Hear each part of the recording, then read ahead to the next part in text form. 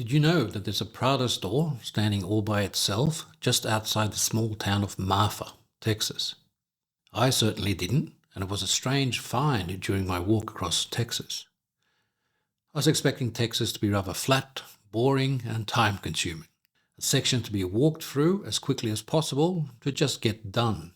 But that could not have been farther from the truth. Just east of Marfa, there is a light viewing area called, quite appropriately, the Marfa Lights Viewing Area, where it's possible to see some strange light phenomena during the night. I didn't see any as I was there in the early afternoon, but I did stop for a short break, and while I was having a rest, a car pulled up and the passengers came over to talk to me. It was Joshua and his girlfriend Lynn, and they'd seen me earlier when they were heading east and wondered what it was that I was doing. They were more interested in what looked like a long-distance walker than the average person, because Joshua has himself done a walk across Texas.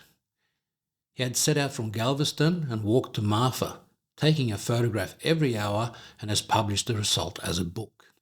We had a nice chat, and they invited me to stay with them in Marfa, an offer I gladly accepted. Later that evening, when I arrived in Marfa, I started by being interviewed by the local radio station and then had a warm shower before Joshua and Lynn took me to one of the great local restaurants. It was a very impressive place and would not have been out of place in central Manhattan. In fact, I learned some surprising facts about Marfa.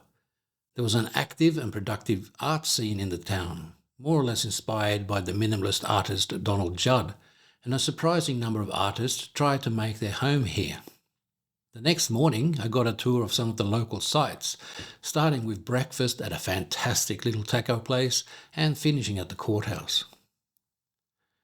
Before too long, it was time for me to head out again, but not before Joshua had a chance to tell me about the Japanese poet Matsuo Basho and his greatest prose work about his travels, The Narrow Road to the Deep North.